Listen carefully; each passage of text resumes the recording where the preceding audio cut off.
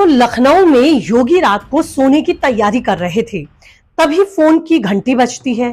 दूसरी तरफ केंद्रीय गृह मंत्री अमित शाह की गंभीर आवाज थी। योगी तुरंत उठकर बैठ गए।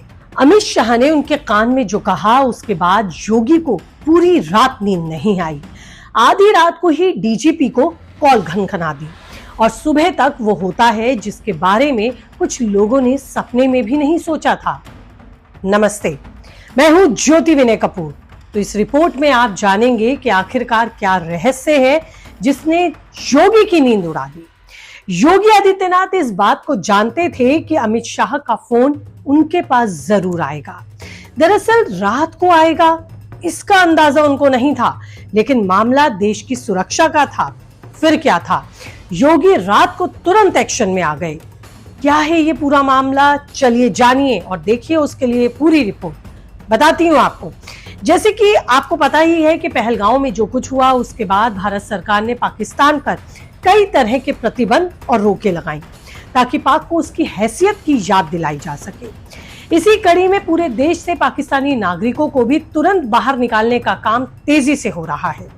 योगी से शाह की जो बात हुई वो इसी को लेकर हुई, लेकिन शाह के इस फोन ने उत्तर प्रदेश में खलबली क्यों मचा दी? क्योंकि शाह से सिर्फ इशारा मिलने की देरी थी, योगी फुल एक्टिव हो गए। खुफिया एजेंसियों को अलर्ट कर दिया, पुलिस एक्टिव हो गई और फिर क्या था?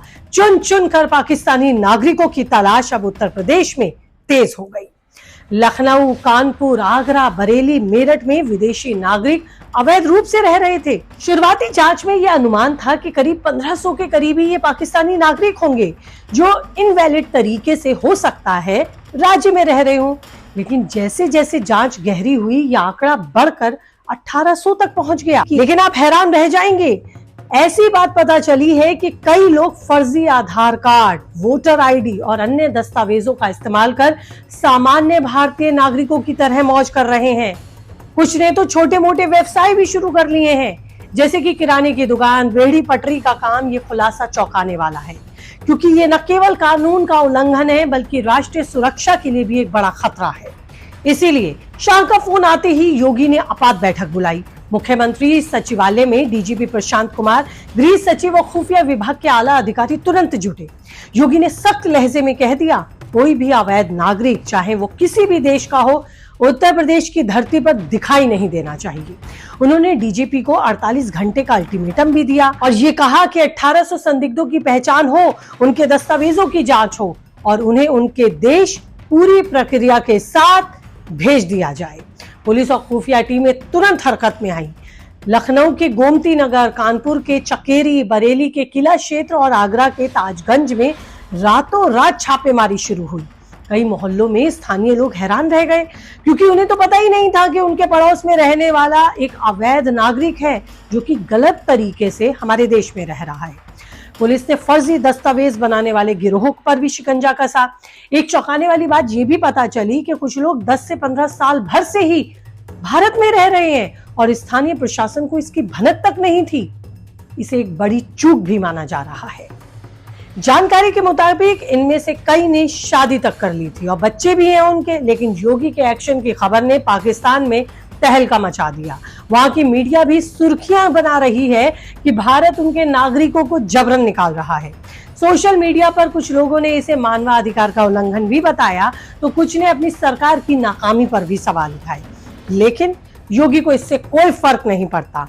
उनके लिए देश यानी कि सबसे ऊपर, देश हित सर्वोपरि। योगी हमेशा से अवैध घुसपैठ के खिलाफ खड़े रहे, इसलिए जब बारी आई घुसपैठियों को खदेड़ने की तो उन्होंने 1 मिनट की भी देरी नहीं लगाई। तुरंत कार्रवाई की और अपने आला अधिकारियों को तुरंत बैठक कर कार्रवाई के आदेश दिए। उत्तर प्रदेश पुलिस चप्पे चप्पे पर तलाश कर रही है, जो गलत है उसका हिसाब किया जा रहा है। योगी ने अधिकारियों को चेतावनी भी दी है कि किसी भी स्तर पर लापरवाही बर्दाश्त नहीं की जाएगी। कुछ स्थानीय नेताओं ने इस कार्रवाई का विरोध भी किया, लेकिन जनता का समर्थन योगी के साथ है। और आप ये भी जान लीजिए कि पाकिस्तान में भी इस कार्रवाई का असर साफ दिखाई दे रहा है। वहां के कुछ लोग लिख रहे हैं, हमारी सरकार को भारत से सीखना चाहिए। भारत में लोग योगी के इस फैसले को आधी रात का मास्टर स्ट्रोक बता रहे हैं। इस पर आप क्या सोचते हैं? आपकी क्या राय है? कीजिए कमेंट।